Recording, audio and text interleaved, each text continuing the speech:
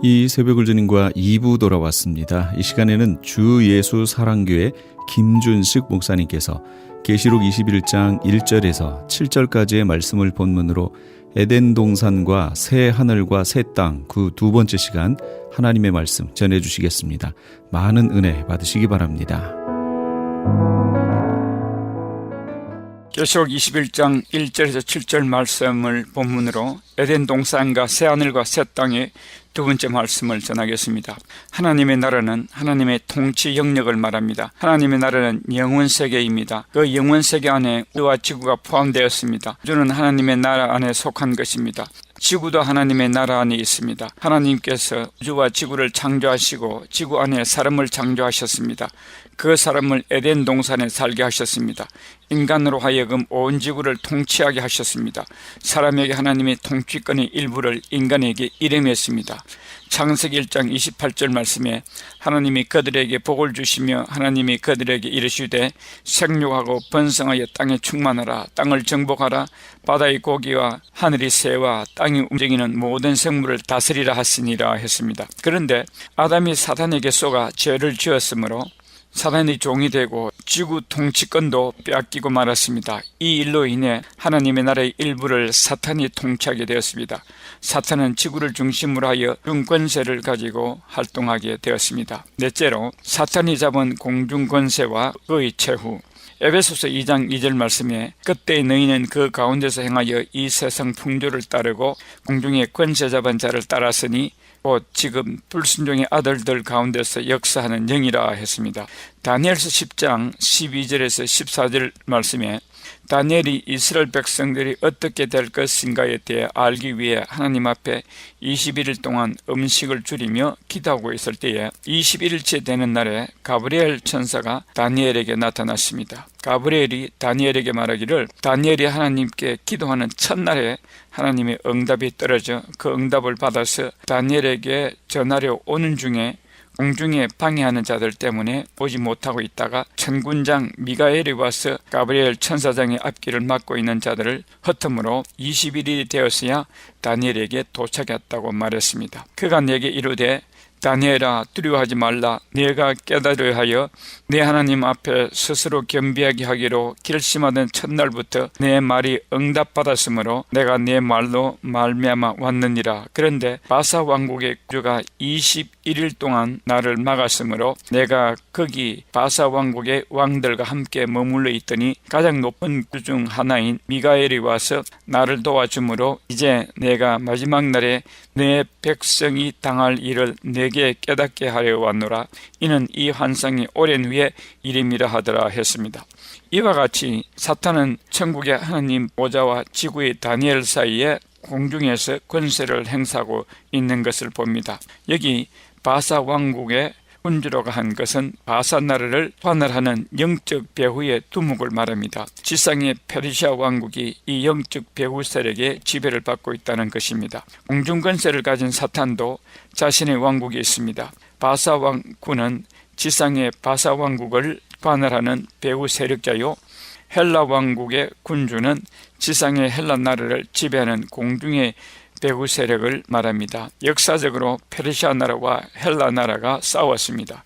헬라 나라의 알렉산더가 러시아를 정복했는데 이렇게 되기 위해서 사탄 왕국에서 두 왕국을 지배하는 세력자들 간의 싸움에서 헬라를 지배하는 궁세력자가 이겼기 때문입니다. 다니엘서 10장 20절에 그가 이르되 내가 어찌하여 내게 왔는지 내가 아느냐? 이제 내가 돌아가서 바사 군주와 싸우려니와 내가 나간 후에는 헬라의 군주가 이를 것이라 했습니다. 이 구절의 의미는 이제 내가 돌아가서 바사 군주와 싸운다는 말은 가브리엘 천사가 영적 세계의 바사 왕을 지배하는 권세자와 싸움으로 그 세력이 약해질 때에 헬라를 지배하는 공중 권세자의 세력이 강해져서 지상의 알렉산더 왕이 페르시아 왕을 쳐부수고 승리함으로 헬라 나라가 페르시아를 정복할 것을 말합니다. 이렇게 실제로 사탄이 지구를 통치하고 있는 모습을 봅니다. 그러나 그 사탄보다도 배후에 하나님께서 역사하고 계시는 것을 이 말씀에서 볼 수 있습니다. 사탄의 왕국은 하나님의 나라를 방해하는 조직입니다. 이 나라도 결국 멸망하게 됩니다. 공중 권세를 잡고 하나님의 나라 일을 방해하던 사탄도 분명히 다하게 될 것입니다. 하나님께서 사탄을 잡아 가둘 때가 되었습니다. 계시록 12장 3절, 7절, 12절에서 3절에 하늘에 또 다른 이적이 보이니 보라 한 큰 붉은 용이 있어 머리가 7이요 뿔이 10이라 그 여러 머리에 7 왕관이 있는 데에서 이렇게 공중에서 권세를 벌이고 있었는데 하나님께서 미가엘 천사장에게 명령하여 사탄을 지구로 내어 쫓아가더라고 하십니다. 7절에 하늘에 전쟁이 있으니 미가엘과 그의 사자들이 용과 더불어 싸울세 용과 그의 사자들도 싸우나 이기지 못하여 다시 하늘에서 그들이 있을 곳을 얻지 못한지라 큰 용이 내어 쫓기니 옛뱀 곧 마귀라고도 하고 사탄이라고도 하며 온 천하를 꿰는 자라 그가 땅으로 내쫓기니 그의 사자들도 그와 함께 내쫓기니라 했습니다. 8절에 다시 하늘에서 그들이 있을 곳을 얻지 못한지라 해서 그 전에도 이들에게 무슨 일이 있었던 것 같습니다. 그때가 언제냐 하면 사탄이 하나님께 반역을 꾀했던 때입니다. 하나님께로부터 쫓겨나 지구를 중심으로 하는 공중 권세를 잡고 행사하다가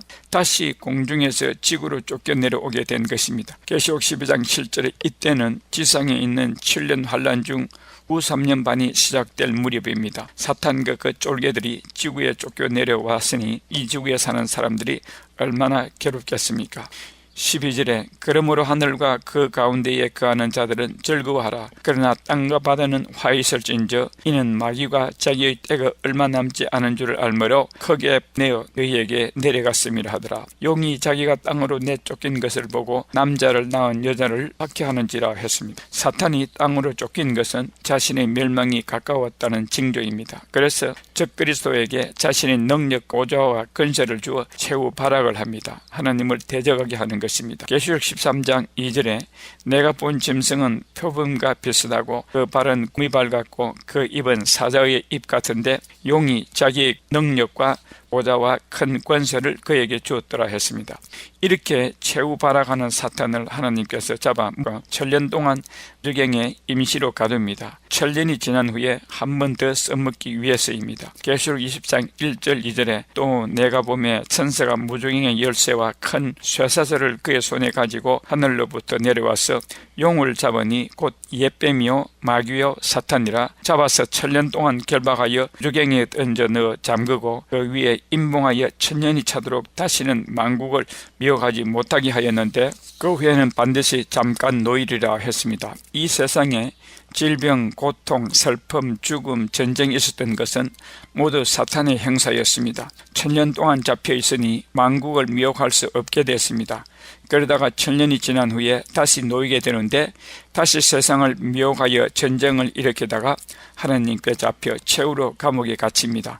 계시록 20장 7절 8절에 1000년이 참에 사탄이 그 옥에서 놓여 나와서 땅의 사방 백성 곧과 마국을 미혹하고 모아 쌈을 붙이리니 그 수가 바다의 모래 같으리라. 그 결과는 사탄은 잡혀 영원한 불못에 세세토록 괴로움을 당할 것이라 했습니다. 이 사탄이 사람을 얼마나 괴롭혔습니까? 이제 때가 참에 사탄은 불못에 갇혀 영원한 고통을 당하게 됩니다.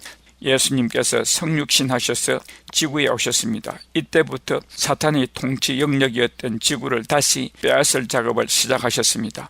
예수님이 공생애를 시작하실 때 첫 말씀이 회개하러 천국에 가까웠느니라 하셨습니다. 하나님의 나라는 우리지만 그 안에 있는 지구도 하나님의 나라요 또한 지구 안에 사는 인간들도 하나님의 나라입니다. 예수님은 사탄에게 빼앗겼던 인간들을 당신께로 이끌기 시작하셨습니다. 주님께서 십자가에 죽으신 것은 인간의 죄를 예수님이 대신 감당하시기 위해서였습니다. 그러므로 예수님을 믿는 자마다 죄 용서받고 하나님의 자녀가 되게 하셨습니다. 한 영혼이 죄를 회개하고 주님께 나올 때마다 하나님의 나라가 그만큼 확장되는 것입니다. 사탄의 어둠의 왕국에 사로잡혀 있던 사람들을 한 사람씩 하나님의 빛의 나라로 인도하셨습니다. 그래서 교회를 이루셨습니다. 골로새서 1장 13절 14절에 그가 우리를 흑암의 권세에서 건져내사 그의 사랑의 아들의 나라로 옮기셨으니 그 아들 안에서 우리가 속량 곧 죄사함을 얻도다 했습니다. 어느 날 바리새인들이 예수님께 와서 하나님의 나라가 어느 때에 임하게 될 것이냐고 물으실 때에 대답하시기를 하나님의 나라는 너희 안에 있다고 하셨습니다. 하나님의 나라는 심령천국과 교회천국과 영원한 천국이 있습니다. 한 사람이 예수 믿어 구원받으면 그만큼 하나님의 나라가 이 땅에서 확장되어 가는 것입니다. 받는 사람들이 모여 교회천국이 이루어집니다. 심령천국과 교회천국을 소유한 성도들이 앞으로 영원한 천국에 갈 것입니다. 고린도후서 12장에서 바울 사도가 경험했던 삼층천입니다.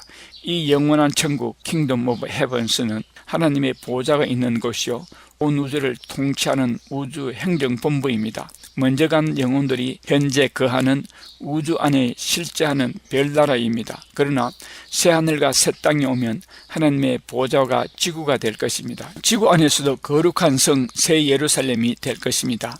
예수님은 사탄의 나라가 된 이 지구에 오셔서 하나님의 나라를 시작하시고 확장해 나갔습니다. 그래서 최후로 마귀를 멸하고 지구를 하나님의 나라로 다시 접수하게 될 것입니다. 주님께서 주기도문에서 가르치시기를 하늘에서 하나님의 뜻이 이루어진 것 같이 이 지구에서도 이루어질 것이라고 말씀하셨습니다. 주님께서 이 땅에서 공생의 동안에 천국에 대한 비유를 많이 하셨습니다. 마태복음 13장은 천국 비유장입니다. 천국의 비유를 7개나 말씀하셨습니다. 7은 완전수입니다. 또한 마태복음 24장의 풍비유도 천국의 비유요 마태복음 24장의 혼인잔치 비유도 천국에 대한 비유의 말씀입니다. 다섯째로 천국에 대한 비유 말씀을 드리겠습니다. 마태복음 4장 17절에서 예수님이 공생의 시작의 첫 마디가 회개하라 천국이 임하였느니라 했습니다. 이 천국이 임하였다는 말은 하나님의 천상에서의 통치가 예수 그리스도께서 성육신하셔서 이 세상에 오심으로 하나님의 지상 통치가 실현된 것을 선포하는 말씀입니다. 하나님이신 예수님이 메시아로서 세상에 임하심으로 예수님이 계신 곳이 천국입니다. 이때부터 천국이 사람에게 선명하게 나타나게 되었습니다. 천국은 예수님의 사역의 가장 중요한 메시지였습니다. 마가복음 1장 15절에서 예수님의 첫 번째 전파 내용이 하나님의 나라였습니다.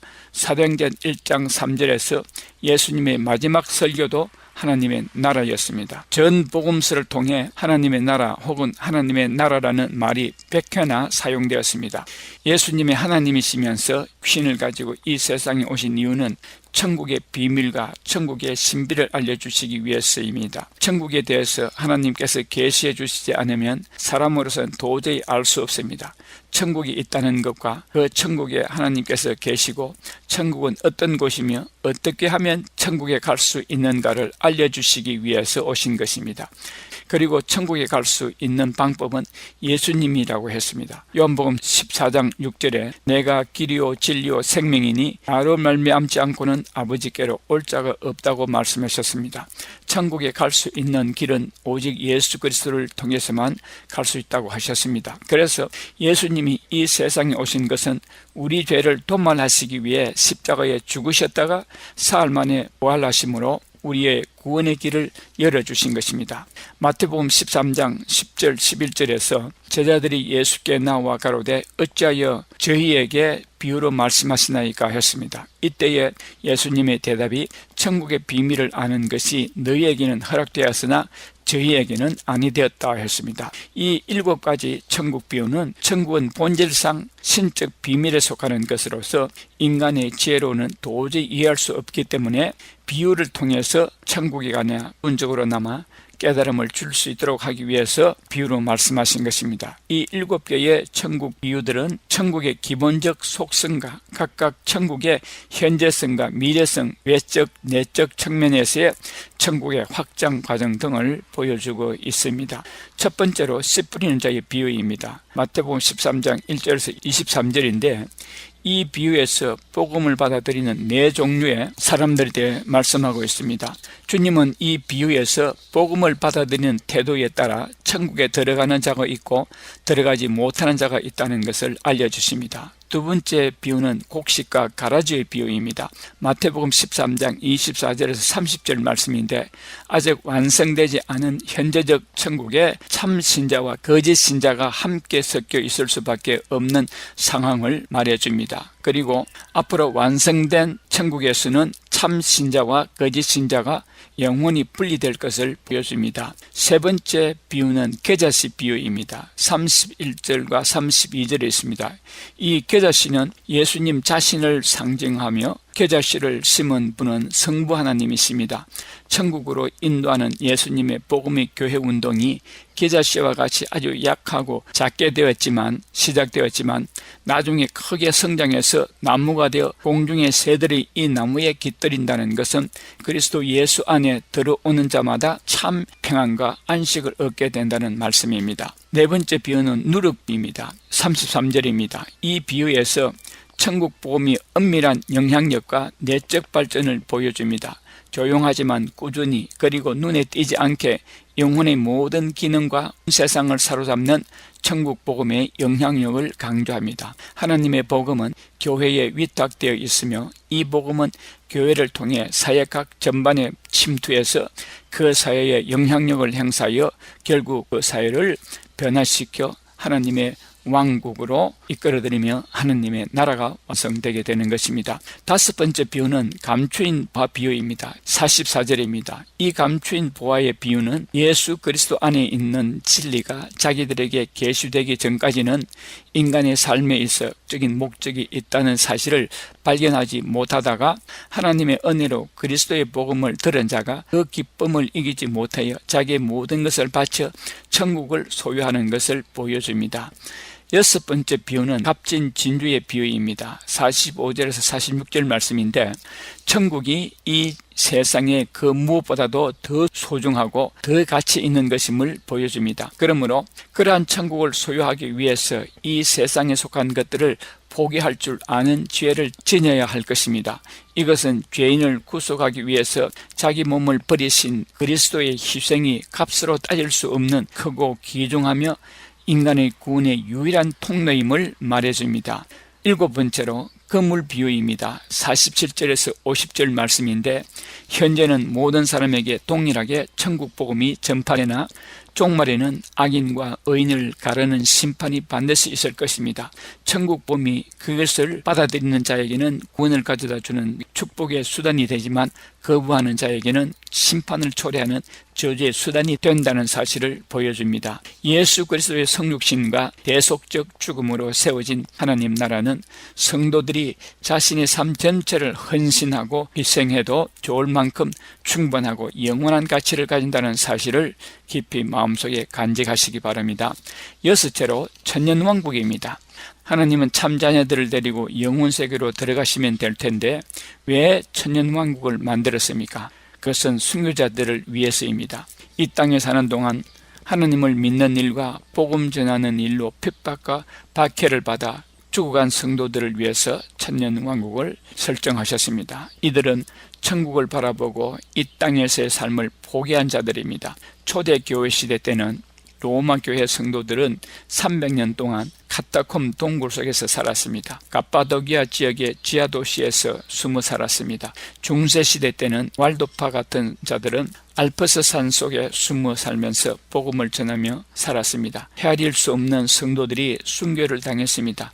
핍박, 박해, 가난, 굶주림, 헐벗음, 추위에 떨면서 세상을 떠난 자들입니다. 이들에게 상급의 기회를 주시는 것입니다. 신구약의 주인공은 예수 그리스도이십니다. 예수 그리스도의 주권과 섭리는 하나님의 참자녀를 얻기 위함입니다. 사람을 창조하신 목적이 참자녀를 얻기 위해서였습니다.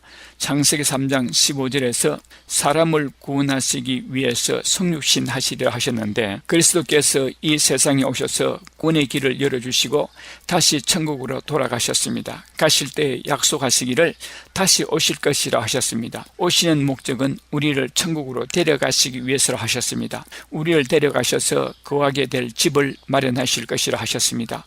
요한복음 14장 2절 3절에 내 아버지 집에 거할 곳이 많도다. 그렇지 않으면 너희에게 일렀으리라. 내가 너희를 위하여 거처를 예비하러 가노니 가서 너희를 위하여 거처를 예비하면 내가 다시 와서 너희를 내게로 영접하여 나 있는 곳에 너희도 있게 하리라 했습니다. 요한복음 14장 2절 3절에 약속하신 대로 천국에 가셔서 준비하신 그 집이 거룩한 성 새 예루살렘입니다. 마가복음 10장 29절 30절에 예수께서 이르시되 내가 진실로 너희에게 이르노니 나와 복음을 위하여 집이나 형제나 자매나 어머니나 아버지나 자식이나 전토를 벌인 자는 현세에 있어 집과 형제와 자매와 어머니와 자식과 전토를 100배나 받되 박해를 겸하여 받고 내세에 영생을 받지 못할 자가 없느니라 했습니다. 계시록 20장 4절에 또 내가 보좌들을 보니 거기에 앉은 자들이 있어 심판하는 권세를 받았더라. 또 내가 보니 예수를 증언함과 하나님의 말씀 때문에 매임을 당한 자들의 영혼들과 또 짐승과 그의 우상에게 경배하지 아니하고 그들의 이마와 손에 그의 표를 받지 아니한 자들이 살아서 그리스도와 더불어 1000년 동안 왕노릇하니 했습니다. 천년왕국은 그리스도께서 순교한 성도들과 함께 재림하셔서 아마겟돈 전쟁에서 적그리스도와 거짓 선자를 못에 가두고 사탄은 1000년 동안 무조갱에 가둔 후에 이 지구상에 건설하시는 메시아 왕국입니다. 메시아 그리스도께서 성도들과 함께 1000년 동안 통치하시는 왕국인 것입니다. 이 왕국은 그리스도께서 다스리십니다. 이때는 사탄도 없고 쫄개들도 무조갱에 갇혔기에 평화로운 왕국입니다. 이 왕국에는 부활체를 가진 성도들과 죄로 들어온 자들로 구성된 과도기적 세상인 것입니다. 주님과 함께 성도들이 1000년 왕국 동안에 이 세상을 통치하게 될 것입니다. 1000년 왕국은 1000년으로 제한되었습니다. 7째로 새하늘과 새 땅입니다. 1000년 왕국이 끝나면 백보자 심판이 있습니다. 그 후에 새하늘과 새 땅이 전개됩니다. 새하늘과 새 땅은 전혀 새롭게 창조되는 것이 아니라 옛 하늘과 옛 땅을 재료로 해서 전혀 새롭게 단장되는 것을 말합니다. 완전히 새로운 것으로 개조됩니다. 부활한 우리 몸이 현재 우리가 가지고 있는 몸이 변화해서 전혀 새롭게 되듯이 새하늘과 새 땅도 그렇게 될 것입니다. 새 땅에서 땅은 지구를 말합니다. 지구를 불로 태워서 전혀 새로운 지구가 될 것입니다. 그리고 새하늘이라 했는데 이 하늘은 태양계를 말합니다. 이 태양계가 회체될 것입니다. 지금까지 지구가 태양으로부터 햇빛을 받아 생물이 자라고 에너지를 공급받았습니다. 그러나 이제 지구는 태양으로부터 빛을 받지 않습니다. 왜냐하면 빛을 창조하시는 하나님이 지구를 밝히신다 했습니다. 해가 전혀 쓸데없을 것이라 했습니다. 계시록 21장 23절에 그 성은 해나 달의 비침이 쓸데없으니 이는 하나님의 영광이 비치고 어린 양이 그 등불이 되심이라. 만국이 그 빛 가운데로 다니고 땅의 왕들이 자기 영광을 가지고 그리로 들어오리라 했습니다. 계시록 22장 5절 말씀에 다시 밤이 없겠고 등불과 햇빛이 쓸데없으니 이는 주 하나님이 그들에게 비치심이라. 그들이 세세토록 왕노릇하리로다 했습니다. 새하늘과 새 땅에는 밤이 없다고 했습니다. 어둠이 전혀 없습니다. 해와 달의 빛이 쓸데없다고 했습니다. 이 말은 태양계 체계가 풀어졌다는 것입니다. 창세기 1장 1절에서도 그와 같은 상태였습니다. 태양과 태양계를 이루는 항성과 행성들이 존재하기는 했지만은 태양계를 이루고 있지 않은 상태가 창세기 1장 1절입니다. 그러다가 창세기 1장 2절을 거쳐 3절에서 지구를 정화하는 지구 재창조의 과정이 이루어질 때에 넷째 날에 태양계가 조성됩니다. 창세기 1장 3절에서 창조의 제일 첫날에 하나님께서 빛을 만드실 때에 빛뿐만 아니라 어둠도 존재하게 했습니다. 그 어둠을 밤이라 칭하신다 했습니다. 그러나 계시록 21장 23절에 해와 달의 빛이 필요하게 되었다고 했으며 계시록 22장 5절에서는 밤이 없다고 했습니다. 계시록 21장 말씀에 보좌에 앉으신 이가 이르시되 보라 내가 만물을 새롭게 하노라 하시고 또 이르시되 이 말은 신실하고 참되니 기록하라 하시고 해서 만물을 새롭게 하신다고 했습니다. 계시록 21장 1절에서 처음 땅과 처음 하늘을 새롭게 하심으로 전혀 다른 새하늘과 새 땅이 전개되었습니다. 또 내가 새하늘과 새 땅을 보니 처음 하늘과 처음 땅이 없어졌고 바다도 다시 있지 않더라. 그 결과로 새 땅에는 바다가 있지 않다고 했습니다. 왜 바다가 없느냐 하면 지구가 불로 타서 풀어지기 때문입니다. 물을 이루는 산수 두 분자와 수소 한 분자가 불에 의해 분해되기 때문입니다. 어떻게 새롭게 하시는가를 베드로서 3장 10절에서 13절에서 보여줍니다. 지구를 구성하고 있는 원소들이 불에 타서 풀어져 새로운 상태로 변화됩니다. 그러나 주의 날이 도둑같이 오리니 그날에는 하늘이 큰 소리로 떠나가고 질이 뜨거운 불에 풀어지고 땅과 그 중에 있는 모든 일이 드러나리로다. 이 모든 것이 이렇게 풀어지리니 너희가 어떠한 사람이 되어야 마땅하냐. 거룩한 행실과 경건함으로 하나님의 날이 임하기를 바라보고 간절히 사모하라. 그날에 하늘이 불에 타서 풀어지고 물질이 뜨거운 불에 녹아지려니와 우리는 그의 약속대로 의가 있는 곳인 새하늘과 새 땅을 바라보도다 했습니다. 그리고 새하늘과 새 땅에 살게 될 부활체를 가진 성도들은 더 이상 물을 필요로 하지 않습니다. 새하늘과 새 땅에서도 우리 존재하긴 하지만 부활 성도들의 생존과는 상관없습니다. 현재 우리의 몸은 우리 3분의 1을 차지하지만 부활체는 생존을 위해 물이 꼭 필요한 것은 아닙니다. 새하늘이라 했는데 현재 태양계에 속하는 해나 수성, 금성, 목성, 성 같은 것들이 지구를 위하였고 우리 인간들을 위해 존재하는 체제였으나 새하늘에는 지구 주위의 천체가 새롭게 짜여지게 될 것입니다. 새하늘과 새 땅에서는 지구가 온 우주의 본부가 될 것입니다. 지금까지 주 예수 사랑교회 김준식 목사님께서 하나님의 말씀 전해주셨습니다.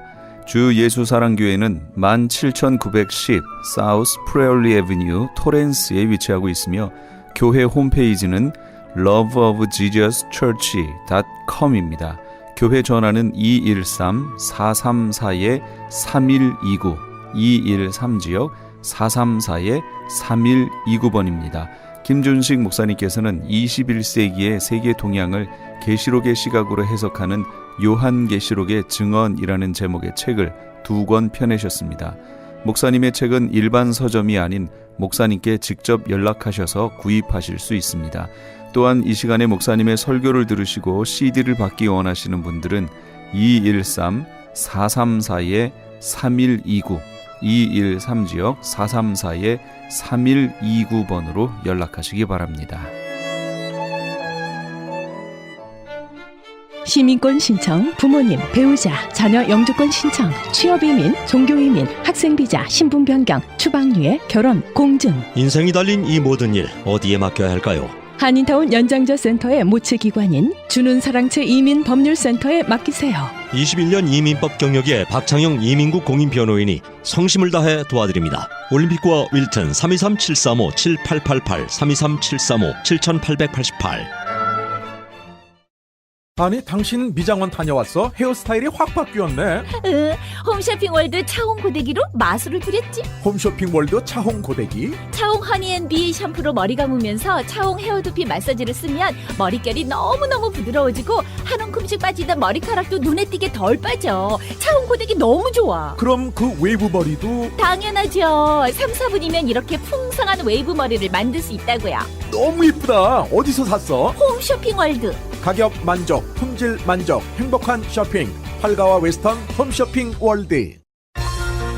유태인이 만든 특수 영양제 M3 들어보셨어요? 곡식의 눈, 과일씨, 껍질, 약초의 뿌리로 만든 특수 영양제 M3. 혈압, 당뇨, 아토피, 천식, 비만 등 무슨 병이든 큰 효과를 주는 신비의 영양제 M3. 서울대학병원 7곳, 고려대학병원 2곳에 입점되어 더욱 믿을 수 있는 M3의 효능. 213-435-9600, 213-435-9600 M3 정직한 마음으로 권해드립니다.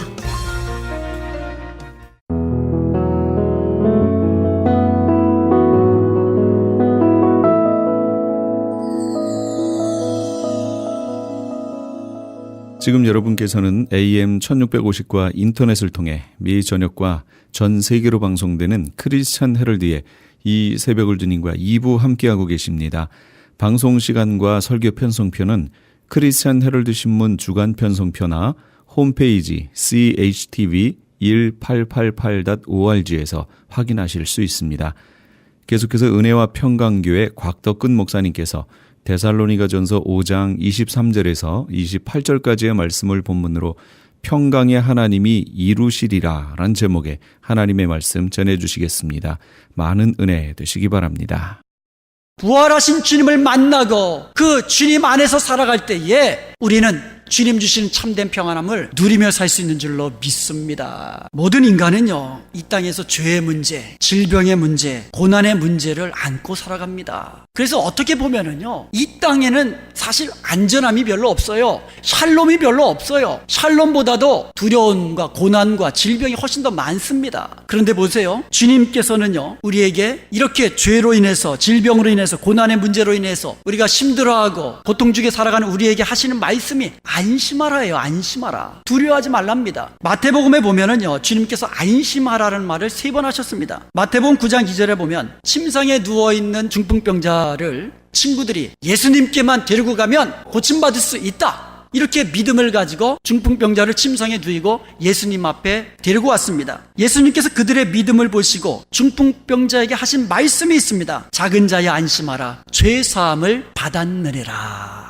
우리 주님께서는 죄사함을 사하시는 권세가 있는 것을 믿으시기를 축원드립니다. 어떤 죄악이라도 주님의 십자가 앞에 주님의 보혈을 의지하고 회개하며 기도하면 하나님은 우리의 죄를 사하시고 정결케 하시고 안심하라고, 평안하라고 말씀해 주시는 것을 믿으시기를 축원드립니다. 두 번째로 마가복음 9장 22절에 보면 12년 동안 12해 동안 혈루병을 앓고 있는 여인에게 우리 주님께서 말씀하셨습니다. 따라 안심하라, 내 믿음이 너를 구원하였다 하시니 여자가 그 시로 구원을 받으니라. 우리는 질병의 문제를 안고 살아갑니다. 그런데 놔두면 저절로 시간이 지나면 감기처럼 낫는 그런 질병이야 우리가 걱정합니까? 쉬라고 하나보다. 그렇지만 우리 손으로 또 세상의 의사들이 고칠 수 없는 그와 같은 중병에 걸릴 때도 있다는 겁니다. 12해를 혈루병으로 고생하는 이 여인이 바로 그런 경우에 해당했습니다. 아무리 의원을 찾아다녀도 고칠 수가 없는 병이었어요. 그런데 이 여인이 예수님께 나와서 옷자락이도 만지면 고침받을 수 있다는 그 믿음으로 예수님께 나왔더니 우리 주님이 뭐라고 말씀하십니까? 따라 안심하라, 두려워하지 말아라, 내 믿음이 너를 구원하였다. 그러면서 그의 병이, 그의 질병이 치료함을 받은 것을 믿으시기를 축원드립니다. 여러분, 우리는 질병의 문제에서 자유롭지 못합니다. 그리고 나이가 조금씩 먹어가면서 옛날에는 절대 저런 병 걸리지 않으리라고 자신하며 살아왔는데 가면 갈수록 그게 아니잖아요. 다른 사람이 간 길 나도 가는 겁니다. 그게 인생이에요. 다른 사람이 아파하는 그 병도 우리도 언제 걸릴지 모르는 거예요. 그러면서 우리가 살아가는 겁니다. 그게 인생입니다. 그런데 여러분, 질병의 문제도 주님 앞에 맡기시기를 축원드립니다. 우리 주님은 우리의 연약함과 우리 죄악뿐이 아니에요. 우리의 죄악뿐만 아니라 우리의 연약함을 고치시기 위하여 십자가에서 고난 받으시고 그리고 채찍에 맞으시고 우리를 위하여 십자가에 달려 죽으신 것을 믿으시기를 축원드립니다. 마태복음 14장 27절에 보면 제자들이 배를 타고 갈릴리 호수를 건너다가 풍랑을 만나게 되었습니다. 그런데 24절에 보니까요, 물결을 인하여 고난을 당하더라 이렇게 되어 있어요. 여러분, 우리 인생은요, 배를 타고 바다 위를 항해하는 그와 같은 인생에 비유되잖아요. 사막을 건너가는 그런 인생의 비유가 됩니다. 그런데 언제 풍랑이 일어날지 모르는 겁니다. 여기서 말하는 풍랑으로 인해서 고난을 당하더라. 어떤 풍랑이 찾아와서 고난을 당하게 될지 아무도 모릅니다. 아무도 몰라요. 그런데 고난을 당할 때에 제자들은 두려워합니다. 그렇지만 우리 주님께서는 뭐라고 말씀하십니까? 27절에 보니까 안심하라, 내니 두려워 말라. 여러분, 주님은요, 여러 가지 고난의 문제로 인하여 두려워하고 염려하는 우리 인생에게 찾아오셔서 나니까 두려워하지 말라고 말씀하고 계시는 것을 믿으시기를 축원드립니다. 이처럼 우리는요, 죄의 문제, 그리고 질병의 문제, 여러 가지 고난의 문제, 이와 같은 것들로 인하여서 평안함을 누리기가 어렵지만 우리 주님께서는 말씀하십니다. 안심하라, 두려워하지 말라. 그러면서 주님이 주시는 참된 평강을 누리도록 은혜를 베풀어 주시는 것을 믿으시기를 축원드립니다. 주님 안에서 누리는 겁니다. 주님 안에서 누리는 거예요. 빌립보서 4장 7절에 보면은요, 모든 지각에 뛰어난 하나님의 평강이라고 이야기하고 있어요. 하나님이 우리에게 주시는 평강은요, 샬롬은요, 우리의 머리 지식을 뛰어넘는다는 거예요. 초월한다는 겁니다. 우리의 머리로 이해할 수 없을 때가 있습니다. 때로는 고난의 문제가 찾아오잖아요. 그때 우리는 때로 한탄할 수 있어요. 어찌하여 나에게 이와 같은 고난을 주십니까? 어찌하여 우리 자녀들에게 이런 고난을 주십니까? 어찌하여 내가 주님을 위하여 이렇게 헌신하고 충성하고 이렇게 열심히 살아왔는데, 믿음으로 살아왔는데 어찌하여 이렇게 고난의 문제가 나를 떠나지 않습니까? 이렇게 우리가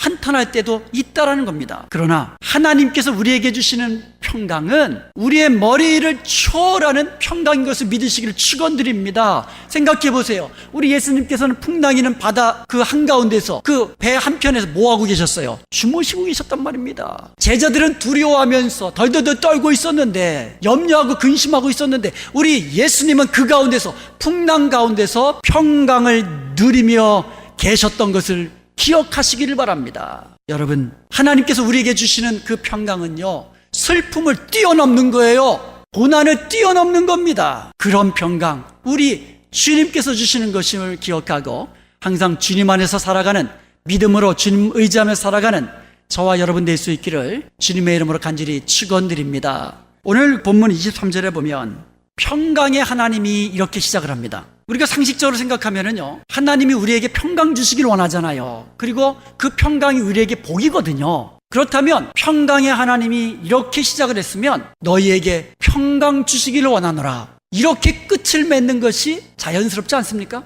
상식적으로 제가 이 구절을 보면서 질문을 했습니다. 하나님께, 하나님, 평강의 하나님이 친히 너희에게 평강 주시기를 원하노라, 이렇게 해야 이게 자연스러운 건데, 오늘 본문에 보니까 평강의 하나님이 친히 너희에게 너희를 온전히 거룩하게 하시고, 이렇게 축복하며 바울이 기도하고 있다는 겁니다. 왜 그랬을까? 저도 이게 궁금했어요.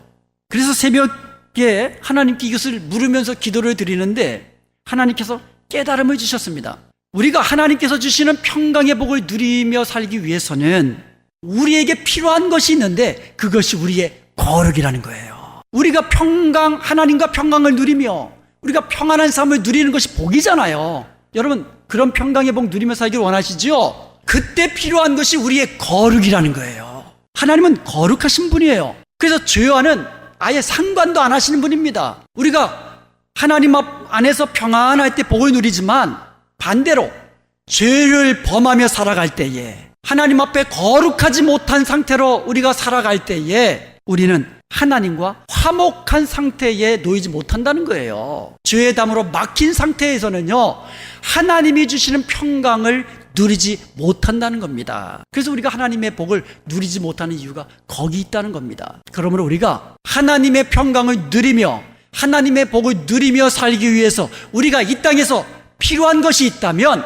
우리의 거룩인 것을 믿으시기를 축원드립니다. 거룩이라는 것은 구별됨이에요. 구별됨. 하나님은 우리 피조물들과 구별되십니다. 하나님이 창조주시기 때문에. 그래서 하나님은 거룩하시다고 말씀하고 있는 겁니다. 이처럼 거룩이라는 것은 구별된 거예요. 그런데 여러분, 하나님께서 저와 여러분을 이미 거룩하게 하신 것을 여러분 기억하세요. 사탄의 나라, 세상 나라가 있는데 하나님께서 우리를 사랑하셔서 우리를 어떻게 하셨습니까? 거기서 뽑아내신 거예요. 건져내신 것입니다. 그리고 그들과 구별하여서 하나님 나라의 백성으로, 하나님의 거룩한 자녀로 삼으신 것, 이게 구원 아닙니까? 이미 거룩하게 하신 거예요.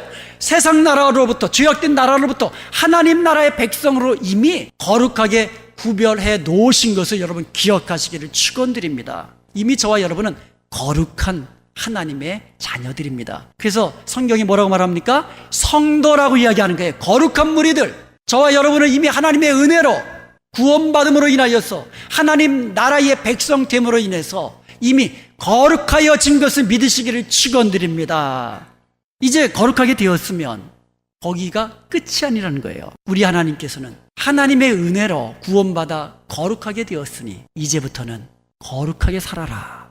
거룩한 하나님의 자녀답게 살아라 이거예요. 거룩한 하나님 자녀답게 저들과 세상 사람들과 불신자들과 사탄의 그 종이 된 그 사람들과 좀 구별되게, 말도 그들과 좀 구별되게 하고, 생각도 그들과 좀 구별되게 하고, 행동도 그들과 좀 구별되게 하면서, 이게 거룩이라는 거예요. 이렇게 살라고 이야기하는 겁니다. 그래서요, 세상 사람들이 여러분이 말하는 것만 보면 다르네? 이게 거룩이에요. 예수 믿는 사람들은 다르네? 이게 거룩이라는 거예요. 생각하는 것도 달라야 돼요. 심지어요, 돈 쓰는 것도 달라야 돼요. 세상 사람들은 어디다 씁니까? 먹고 마시고 쾌락 즐기면서 그냥 그러면서 써버리잖아요. 물론 세상 사람들도 알뜰 살뜰 모아가지고 그래봐요, 어디다 씁니까? 자녀들한테 물려주려고 하고. 그렇지만 우리 성도들은요, 그들과 다른 거예요. 하나님이 주시는 은혜로 우리가 물질의 복을 누리게 하신 것, 하나님의 은혜인 것을 기억하고 하나님이 기뻐하시는 대로 선한 일을 위하여 우리가 힘쓰면서 하나님의 사랑을 보여주면서 나누면서, 이게 다른 겁니다. 여러분, 하나님이 우리에게 명하시는 것은 우리의 거룩함이에요. 이것은요, 신구약 전체에서 나오는 하나님의 뜻이에요. 레위기서 11장 45절에 보면, 나는 너희의 하나님이 되려고 너희를 애굽 땅에서 인도하여 낸 여호와라. 내가 거룩하니 너희도 거룩할지어다. 우리 주님께서도요, 요한복음 17장에서 제자들과 성도들을 위하여 대제사장적인 중보기도를 드렸는데 17절에서 기도한 것이 우리의 거룩함이었어요. 저희를 진리로 거룩하게 하옵소서. 아버지의 말씀은 진리니이다. 성도된 우리들이 하나님의 말씀으로 거룩하게 해달라고 우리 주님이 기도를 드려주신 겁니다. 사도 바울도 마찬가지입니다. 데살로니가 전서를 기록하면서 거룩함이 하나님의 뜻이라고 거듭거듭 강조하고 있습니다. 데살로니가 전서 4장 3절에도 하나님의 뜻은 이것이니 너희의 거룩함이라. 데살로니가 전서 4장 7절에도 보면 하나님이 우리를 부르시면 부정케 하심이 아니요 거룩케 하심이라고 말씀하고 있습니다. 그리고 오늘 본문에서는요, 우리를 온전히 거룩하게 하시고 주님 앞에, 주님 다시 오실 그날에 주님 앞에 우리가 서게 되는데, 그때에 거룩하여 흠이 없는 존재로 하나님 앞에 보존되는 상태로 서게 될 것을 기도하고 있는 것입니다. 거룩함은 하나님의 뜻입니다. 여러분, 요즘에 우리 사람들마다 외모 신경 많이 쓰잖아요. 그렇잖아요? 그래서 어떻게 하면 좀 더 예쁘게 될까? 어떻게 하면 좀 더 건강하게 될까? 그래서 건강하고 예쁘게 우리가 살려고 무던히들 노력들 하잖아요. 그런데 그렇게 노력하는 것 이상으로 우리의 신앙의 거룩함을 위하여 더욱더 힘쓰고 애써야 될 줄로 믿습니다. 힘쓰고 애써야 돼요. 저절로 되지 않는다는 겁니다. 어느 정도로 힘쓰고 애써야 되냐면 온전히 거룩하게 될 때까지. 우리 주님께서 우리에게 원하시는 것은요, 온전히 거룩하게 되는 거예요. 그래서 23절을 보면은요, 온전히 거룩하게 하시고라는 말이 나옵니다. 여기서 온전히라는 헬라어는 홀로텔레스라고 합니다. 이것은 홀로스라는 말하고 텔레스라는 말하고 두 단어가 합성된 말이에요. 홀로스는 뭐냐 하면 전부, 완전한 이런 뜻입니다. 그 영어로 하면 all, 그 다음에 complete 이런 뜻입니다. 완전하게 모든 것. 그리고 텔레스라는 말은요, 끝, 목적이라는 뜻입니다. an end, purpose 이런 뜻이에요. 다시 말씀드리면 모든 면에서 완전한 거룩을 우리 하나님은 원하시는 거예요. 그리고 끝까지 주님 앞에 서는 그날까지 끝까지 온전함을 유지하며 사는 것을 우리 주님은 원하시는 거예요. 이게 쉬울 것 같아요? 어려울 것 같아요? 굉장히 어렵지요. 쉽지 않습니다. 그래서요, 베드로전서 1장 15절에 보면 오직 너희를 부르신 거룩한 이처럼 너희도 모든 행실에서 거룩한 자가 되라고 말씀하고 있는 거예요. 모든 행실에서. 그러므로 이제 여러분, 거룩한 입술로 말씀하시기 원합니다. 거룩한 마음으로 생각하시길 바랍니다. 거룩한 행실로 살아가시길 바랍니다. 모든 면에서. 그리고 끝까지. 주님이 강림하시는 그날에 우리가 거룩함에 흠이 없고 온전히 보존된 그 상태로 우리 주님 앞에 설 수 있기를 위하여서 힘쓰고 애써야 될 줄로 믿습니다. 여기서 보면은요, 우리의 영과 혼과 몸이 이렇게 되어 있어요. 이 말은 다시 말하면 우리의 몸과 마음 모든 것들, 우리의 몸과 마음 영혼까지 우리의 모든 것이 모든 면에서 주님 오시는 그날까지 온전히 거룩해지기를 원한다는 거예요. 우리가 몸만 거룩하고 몸만 건강하면 안 되잖아요. 몸과 마음과 우리의 영혼까지도 온전히 주님 오시는 그날까지 거룩하게 세상과 구별된 하나님이 기뻐하시는 그 뜻대로 거룩함을 유지하며 살아가는 것, 이것이 오늘 종말의 때를 살아가는 저와 여러분을 향하신 하나님의 뜻인 것을 믿으시기를 주님의 이름으로 축원드립니다. 이제 우리는 주님 오시는 그날까지 모든 면에서 끝까지 거룩함을 우리가 유지하며 살아야 되는데, 이게 어려운 일이라고 했습니다. 어느 정도 어려운 일인가? 제가 학개서 2장 12절부터 14절의 말씀을 통하여 잠시 설명을 드리겠습니다. 제 손에 잉크가 묻었어요. 그러면 잉크 묻은 손으로 이 종이를 막 만지면 이 종이는 어떻게 됩니까? 묻지요. 잉크가 묻습니다. 더러워집니다. 성경책 만지면 어떻게 됩니까? 성경책도 잉크가 잔뜩 묻습니다. 바로 이거예요. 죄라는 것은요, 일단 짓기 시작하면 전염성이 크다는 거예요. 그래서 이 학개서에서 뭘 말씀하냐면요, 부정한 시체를 만졌던 손으로 만지는 모든 것은 다 부정해진다, 이거예요. 레위기의 말씀이잖아요. 그러면서 학개서를 통하여 이스라엘 백성들에게 경고하는 게 뭐냐면, 이스라엘 백성아, 너희가 죄로 인하여 부정하게 되면 나라 전체가 부정하게 되는 거다. 너가 접촉하는 모든 것이 부정하게 되는 거다. 심지어 하나님께 제사 드리는 그 제물까지도 부정하게 되는 것이다. 이것을 학개 선지자가 말씀하고 있는 겁니다. 이것을 영어로 defilement by association이라는 원리라고 합니다. 이게 뭐냐면, 더러운 것, 죄악된 것과 접촉되고 연관된 것은 전부 다 전염된다는 거예요. 더럽게 된다, 부정하게 된다는 그런 원리입니다. 죄가 얼마나 전염성이 큰지, 심각한 문제인지 우리에게 경고하고 있는 겁니다. 반대의 경우 한번 생각해 봅시다. 제가 깨끗하게 목욕을 하고 나왔습니다. 몸이 좀 깨끗해졌어요. 그런데 그 앞에 잉크가 잔뜩 묻어있는 옷을 입으면 그 옷이 저절로 깨끗하게 변합니까? 그렇게 되지 않습니다. 마찬가지로 거룩한 고기, 하나님께 드렸던 성물이라고 그러잖아요. 거룩한 고기를 보자기에 쌌는데 성물을 보자기로 쌌다고 한다면 보자기가 거룩해지겠느냐 이거예요. 그리고 그 보자기가 닿는 것마다 거룩해지겠느냐 이거예요. 그것은 아니라는 겁니다. 이 말씀은 더러워지고 죄를 짓게 되면 그 전염성이 얼마나 빠르게 확산돼 나가는 것을 우리에게 경고하는 반면에, 온전히 거룩하게 되는 것이 어렵다라는 것을 우리에게 말씀하고 있는 겁니다.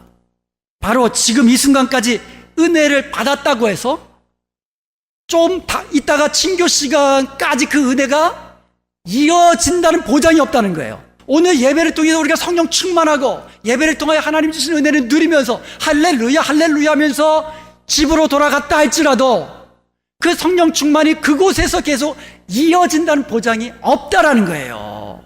그래서 오늘 내가 거룩하게 되고, 오늘 내가 성령으로 충만케 되고, 오늘 내가 말씀의 은혜를 누리게 되었다면 그것을 어떻게 하는 게 중요해요? 계속 유지하는 것이 중요하다는 말씀이에요. 노력해야 돼요. 힘써야 된다는 말씀이에요. 저절로 되지 않는다고 말씀하고 있는 겁니다. 그렇다면 우리에게 소망이 없을까요? 죄를 짓는 것마다 그냥 막 전염되고 그렇게 쉽게 퍼져나간다고, 그리고 거룩한 것은 이처럼 하나하나 유지하기가 어렵다면 우리에게 소망이 없을까요? 이것을 학개서가 우리에게 정답을 알려줍니다. 그러나 죄악된 이스라엘 백성들이 하나님의 말씀에 순종하고 하나님을 섬기기를 시작할 때에 그들이 깨끗하게 될 것이라고 이야기합니다. 그러면서 학개서 2장 9절에 보면 내가 이곳에 평강을 주리라 말씀하고요, 2장 19절에 보면은 그러나 오늘부터는 내가 너희에게 복을 주리라 말씀하고 계시는 것이에요. 우리가 하나님의 말씀에 순종하고 하나님을 섬기기 시작하면 하나님께서 다시금 복을 주시고 하나님께서 하나님과 함께하는 우리에게 평강을 주신다고 약속해 주시는 거예요. 우리에게는 이런 소망이 있는 겁니다. 베드로전서 1장 14절과 16절에도 같은 말씀을 하고 있어요. 너희가 순종하는 자식처럼 이전에 알지 못할 때에 쫓던 너희 사역을 본받지 말고 오직 너희를 부르신 거룩한 자처럼 너희도 모든 행실에 거룩한 자가 되라. 여기서요, 죄악 가운데서 우리를 부르신 거룩한 자처럼 우리도 거룩한 자가 되라고 말씀하시면서 그 앞에 뭐라고 말씀하시냐면 너희가 순종하는 자식처럼이라고 이야기하고 있어요. 다시 말씀드리면 우리가 순종하는 자식처럼 하나님의 말씀에 순종하며 그 말씀대로 행할 때에 우리도 우리를 부르신 거룩하신 하나님처럼 거룩하게 되어진다는 것을 믿으시기를 축원드립니다.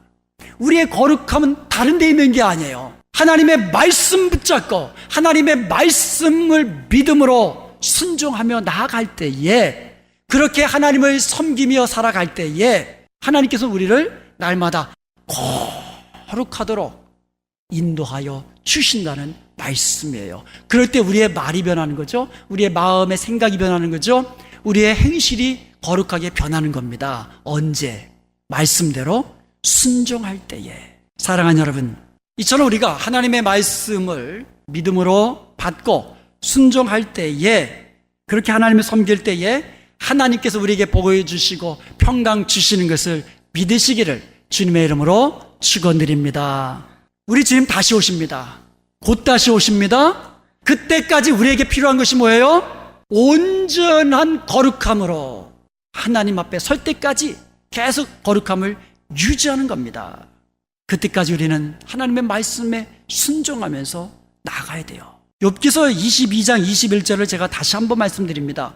너는 하나님과 화목하고 평안하라. 그리하면 복이 네게 임하리라. 여기에 보면은요, 화목이라는 말과 평안함이라는 말이 나와 있는데, 사실 샬롬이라는 말은 평안함이라는 뜻이에요. 화목이라는 말이 아니라. 그런데 하나님과 평안, 하나님과 샬롬하기 위해서 먼저 뭘 해야 돼요? 화목해야 된다 그랬어요. 이 화목이라는 말, 하스켄이라고 하는데요, 이것은요, 우리 자신을 하나님과 익숙하게 되라는 뜻이에요. 하나님과 친밀하게 되라는 것입니다. 그리고 또 다른 의미가 있는데, submit, yield. 이게 무슨 말이냐면 우리를 하나님께 내어드리라는 거예요. 복종하라는 뜻입니다. 이게 화목이에요. 우리가 하나님과 화목하는 방법이 뭐냐? 하나님과 늘 친밀한 사귐 속에서 하나님께 복종하며 살아갈 때에 하나님과 화목할 수 있는 것을 믿으시기를 축원드립니다. 그때 평안해지는 거예요. 그때 평안해지는 겁니다. 그러면 그 다음이 뭐예요? 그리하면 복이 내게 임하리라. 복이 임하는 겁니다. 주님 다시 오실 때까지 우리가 해야 할 일, 이제 분명해졌습니다. 베드로전서 1장 13절에 보니까 그때까지 마음의 허리를 동이라고 했어요. 긴장하고 근신하는 겁니다. 모든 행동과 그리고 삶을 거룩하도록 조심하라는 것입니다.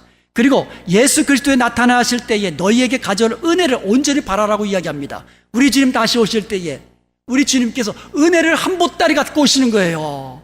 어떤 은혜를 주십니까? 부활의 은혜 주십니다. 그리고 다시는 죽지 않는 영광스러운 몸으로 우리를 변화시켜 주십니다. 이제는 영원한 하나님 나라에서 우리 주님과 함께 영생 복락을 누리게 하시는 것을 믿으시기를 축원드립니다. 그것을 바라면서 그때까지 어떻게 하라고요? 근신하고 깨어서 기다리면서 말씀대로 순종하면서 거룩함에 힘쓰면서 그렇게 살아야 될 줄로 믿습니다. 오늘 본문에 보니까 너희를 부르시는 이는 미쁘시니 그가 또한 이루시리라. 여러분, 우리를 죄악 가운데서 불러서 거룩한 하나님 나라에, 즉 우리를 거룩하게 하신 분이 하나님이십니다. 하나님이 하셨습니다. 하나님의 은혜입니다.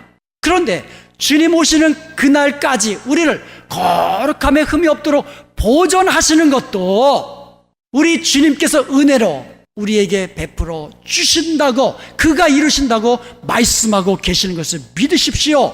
주님 다시 오실 때 우리는 거룩함으로 영광스러운 존재로 하나님 앞에 서게 될 것입니다. 그것을 믿음으로, 주님이 이루실 것은 믿음으로 여러분, 이 땅에서 거룩함을 이루기 위하여 힘쓰고 애쓰며 늘 주님의 말씀에 순종하며 살아가십시다. 하나님의 은혜로 주님께서 우리의 거룩함을 온전히 보존해 주실 것입니다. 지금까지 하나님의 믿음의 공동체 은혜와 평강교회 곽덕근 목사님께서 하나님의 말씀 전해주셨습니다. 은혜와 평강교회의 주일 예배는 오전 10시가 영어 예배, 오전 11시 20분에 한어 예배, 금요 예배는 금요일 오후 8시, 새벽 예배는 매일 새벽 5시 30분, 토요일에는 6시에 각각 진행되고 있습니다. 은혜와 평강교회는 9140 헤스켈 애비뉴 놀스힐에 위치하고 있습니다. 전화번호는 818지역 894-9266 818지역 894-9266번이며 교회 웹사이트는 gracepeace.org gracepeace.org입니다.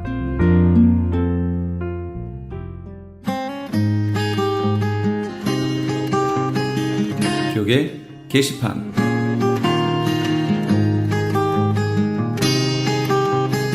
미주 크리스천 문인협회에서 제30회 신인등단 시상식 및 축하 모임을 갖습니다. 일시는 7월 30일 토요일 오전 10시며 장소는 올림픽과 웨스트레이크가 만나는 곳에 있는 한미 장로교회입니다. 좀 더 자세한 사항을 알기 원하시는 분은 전화 213-249-0771 213지역 249-0771 정지훈 회장에게 연락 주시기 바랍니다. 성경 통독 세미나 안내입니다. 하나님의 마음을 알아가는 성경 통독 세미나가 오는 8월 LA와 벨리 지역에서 개최됩니다. LA 지역은 8월 13일 토요일 오전 9시부터 오후 4시까지 LA 비전교회 본당에서 있으며 벨리 지역은 그 다음 주 토요일인 8월 20일 토요일 오전 9시부터 오후 4시까지 온누리 교회에서 있습니다. 세미나 강사는 온누리 교회 부목사이신 김권수 목사님이며 5시간 강의를 통해 성경 일독의 효과를 얻게 될 것입니다. 회비는 점심과 교재비로 20불이며 자세한 내용은 전화 213-434-7227 213지역 434-7227번으로 문의하시기 바랍니다. LA 한인타운에 있는 프레이즈 교회에서는 매주 주일 오후 2시와 매주 금요일 오후 7시에 요한계시록 2차 강해가 10월 말까지 진행됩니다. 이방 교회와 대체 신학으로 인해 가려진 이스라엘과는 어떠한 관계가 있는가? 우리가 왜 이스라엘을 알아야 하는가? 이스라엘을 통해 약속하신 하나님의 시간표는 어떻게 되는가 등 말세를 사는 우리들이 지켜보고 준비해야 하는 것들이 무엇이 있는지를 함께 고민하고 나누는 시간이 될 것입니다. 요한계시록 강해를 듣기 원하시는 성도님들은 2668 웨스트 피커 블루버드 피커와 캔모어가 만나는 곳에 있는 프레이즈 교회로 오시거나 전화 213-700-9833 213지역 700-9833번으로 문의하시기 바랍니다.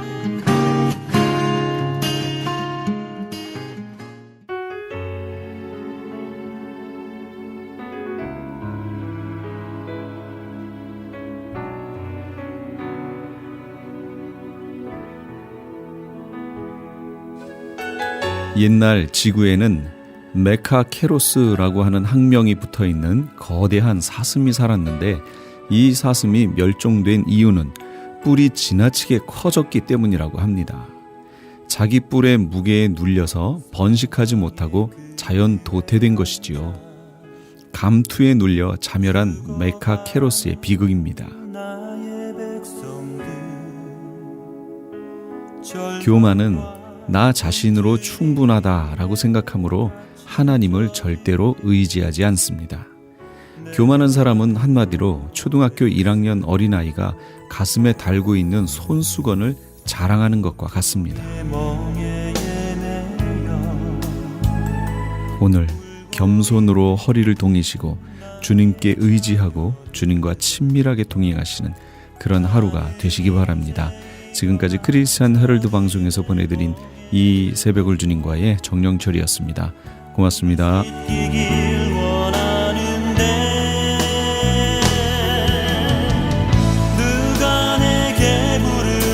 저